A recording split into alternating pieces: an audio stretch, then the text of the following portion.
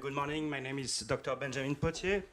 I'm a fellow, I need a chair, but I'm a fellow of the Explorers Club since 2018, and I'm an alumni research fellow from the University of Plymouth in the UK in a very specific experimental program based on interdisciplinarity research. I've been part of 15 expeditions in extreme environment, including 8 analogs. I was part of the first ESA mission at IC's Habitat. I've been with our friend from the Mars Planet, SMOPS mission at MDRS, and I've also visited the ILMA Habitat at the University of North Dakota. And I'm a kind of outsider in the analog world because I'm also a journalist, filmmaker, and space artist. I'm actually the first French sculptor exhibited in the ISS, and I sent a drop of Yves Klein, famous French painter, a blue color in the ISS for 6 months. And finally, so as Gernot said, I got hooked on the gateway drug of analogs after being on a mission in the Himalayas with an astronaut candidate from NASA, who's also a glaciologist, who introduced me through the Explorers Club. And along the years, I just accepted mission coming, an invitation. And ultimately, this year, I published a book chapter called Analogs, the Case of Space Mission Simulation on Earth, which was published in the Routledge Book of Space Policy with our friend from ISCA. And finally, I work as a consultant on the subject for film production companies, as well as for the Space Flight Institute that French people might know. It's a commercial astronaut training program, and I also work on the subject for foreign institution. And I'm not a rocket scientist, I'm not an engineer. Maybe I can change a light bubble, but that's really the minimum I can do. And my background is in humanities and mostly anthropology and art, science, technology project. 2 weeks ago, for example, I was in the jungle of northern Thailand on assignment for Geo magazine to make a reportage on insect as food with indigenous local people, but that's also a way for me to continue my research because I also work on the question of nutrition strategies for long-duration space mission. I collaborated with Mars City Design on the NASA Deep Space Food Challenge, and I come back from Thailand and I'm still not convinced that insect could be a valuable strategy for food for astronauts, but we can discuss about that. So my main presentation today is about a post-mission quarantine as a disruptor of the third quarter phenomenon, with the lesson learned from analogs, also Antarctica, and astronaut selection. So for the people who are maybe less into human factor, the third quarter phenomenon was first observed in Antarctica winter over, and it suggests that there is a moral decline during the final third of the isolated missions. While analog habitat studies conducted like in ICES, Lunares, and Gernot told me also for the Austrian Space Forum, have echoed this pattern. Its reality for potential space mission still remains subject to controversy. Recent studies show that the third quarter phenomenon is not universal.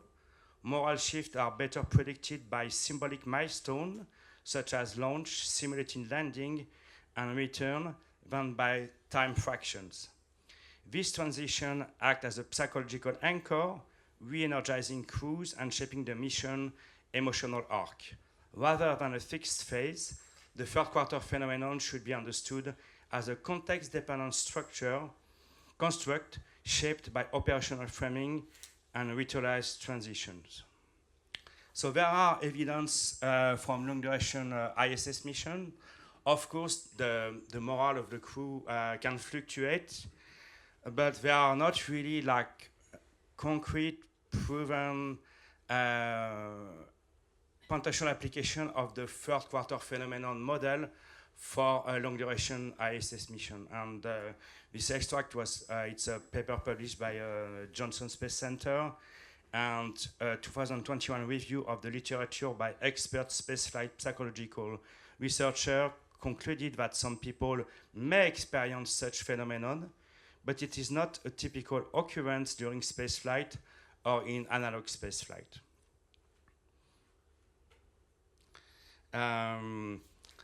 So what I'm going to present now is quite hypothetical. That's my postulate on the subject. And the question is how Mars mission might differ from analogs and also from ISS preparation. Analog mission provide valuable data. I have no doubt about that. I've been part of 8 of those missions, and I enjoyed each of them. But crews are often diverse and assembled ad hoc. Agencies astronauts, by contrast, are selected and trained over years to ensure cohesion and resilience. And in terms of group bonding, that's really, really different. I mean, if you train for 7 years with people, it's way different from, participating to like 15 days or even like 3 months analog for sure. And programs like ESA CAPES and NASA quarantine protocol might reinforce this resilience and this group bonding, making Mars crew fundamentally different from analog team. Unlike analog or Antarctica crew, they enter confinement already bonded through those years of shared training. And more importantly, in my opinion, they are supported by institutional scaffolding that extend into post-mission reintegration. The point is, and I will explain why, in my opinion, that's valuable, there is no disaggregation of the team at the end of a Mars mission or even an ISS mission, because agencies astronauts, they remain part of the astronaut group of the agency, and they continue training, etc. And Antarctica crew, for example, when they end their mission, the group disaggregate. They go back to their hometown where they live, and they are not part of a crew that keep training. And I think it's quite important to address this issue in terms of studying the fourth quarter phenomenon. So there is this idea that there's the professionalization gap in between agencies, astronauts, and analogs or Antarctica crew test subject that need to be addressed if you want to study the fourth quarter phenomenon. So those are some of the differences between agencies, astronauts, and analog crews. And mainly, as I said, in my opinion, the cohesion of the group is very important because crews are bonded through years of shared training and institutional scaffolding. It doesn't mean that analogs are not valuable. They are very valuable, but in terms of human factor, I think, and very specifically for the identification and study of the fourth quarter phenomenon, this should be addressed. And so my book chapter on the subject of analogs was also connected to my own anthropological research. And I applied Van Gennep tripartite model of initiation rituals for a better understanding of the fourth quarter phenomenon. In Van Gennep tripartite model, there is separation, which is separation from the society when you enter. It's pretty similar when you enter a simulation, an analog, you are separated from the society. Then there is liminality. Liminality, it's a transitional phase of uncertainty, of constraint and endurance test. And it's also similar to what you can experience during an analog and also maybe potentially during a real space mission. And at the end of an initiation ritual, you have the aggregation, the reintegration into society through a closure ritual and a structured return. That way. And pretty interestingly, Space analog mission and initiation rituals are also similar in terms of the place where those research are conducted. Traditionally, the initiated goes to sacred and marginal places like caves, mountains, desert, volcanoes were used for millennia to conduct rites. And we use them for analogs because it's valuable to like simulate Mars, for example, or to simulate like a long duration space mission, like in lunar ice, for example. It's a totally closed habitat, and it's a bit like living in a cave, for example. And all those aspects tend to be quite similar to what's happening in initiation rituals. In initiation rituals, you have identity marking to distinguish the initiated from the uninitiated through clothing, scars of our ritual symbols. And during the mission, you have like mission patches. You have new name. You have like a radio code name. I was Foxtrot during the mission at ICES, for example. And all of those foster a transient collective identity and group cohesion. But my take on that is that the big difference is that there is no aggregation at the end of an analog mission.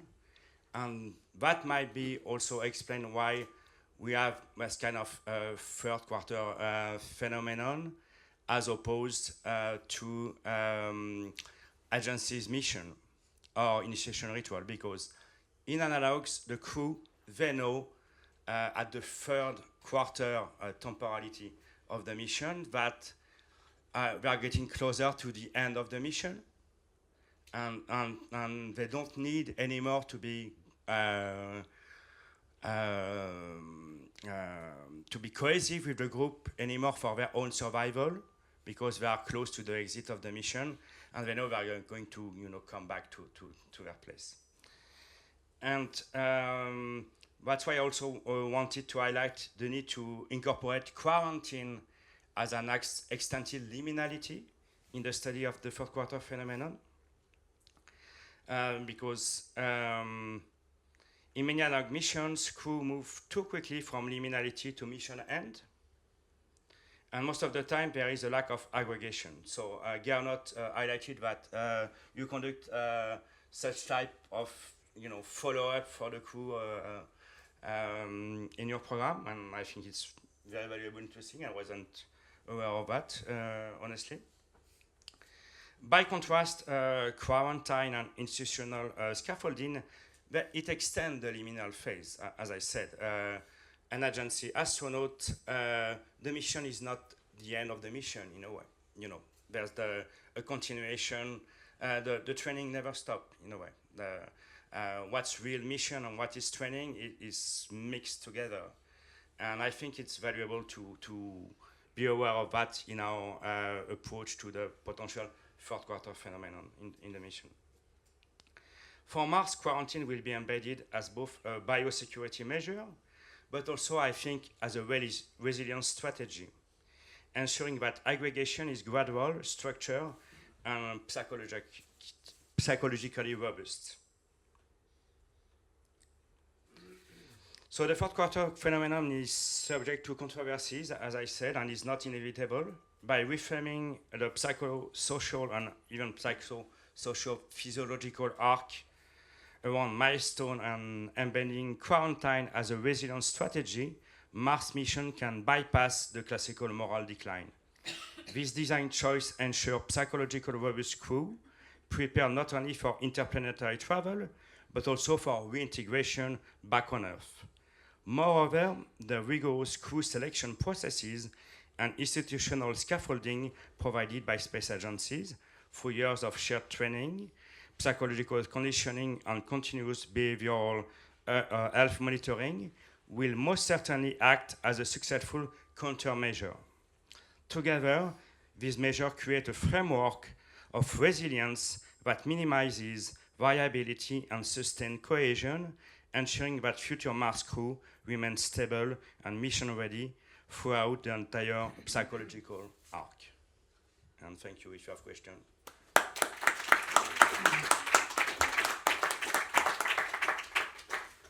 Thank you very much, and just on time. So we have time for questions, please. God?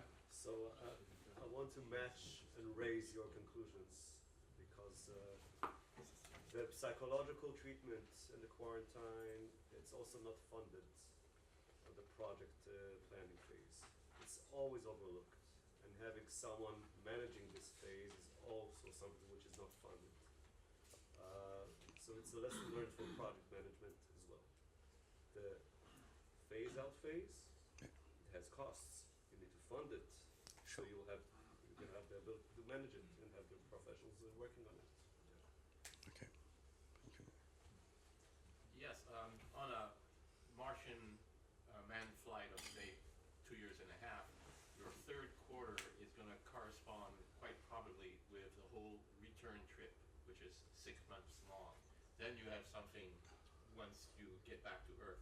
But I guess one should plan very carefully 6 months of activities for the astronauts during the flight back, because that's where the sun lowering of pressure is going to hurt psychology. Yeah. I know what you mean in terms of like temporality chunks with the ratio for the. I focus funnel to the return. That's where we should highlight the morale of the astronauts with conferences and feedback. I totally agree on that, and I go in your direction. But also, what's important to keep in mind is that you have the mission, but in fact, an agency astronaut, the mission doesn't stop when they go back to Earth. And I will not quote my colleague, but I read a paper recently about the first quarter phenomenon, and they stopped the mission at the return on Earth. And I think it can apply for Antarctica mission and analogs, but not for agency astronauts. That's my main take on the subject.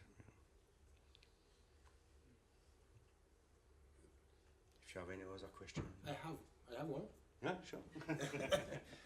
Yes, this is a very interesting topic, and I had lectures. I had some lectures on this topic when I was a student in the Master of Space Studies at ISU, and it was about the missions with Mir missions, and yes, for long duration missions, 6 months, typically 6 months, or eventually more. They said yes, at the beginning, okay, everyone is very happy in the first quarter, if you want, okay, yeah, this is the mission, yeah, very interesting and so on. Then each day the same habits, if you want, and at some point, so for the second quarter is okay, you follow the procedures and all the time, but then after something like 3 months on Mir. Then the third quarter starts, and you're kind of fed up. You all the time the same procedures, all the time you get up the same thing. You do always the same things.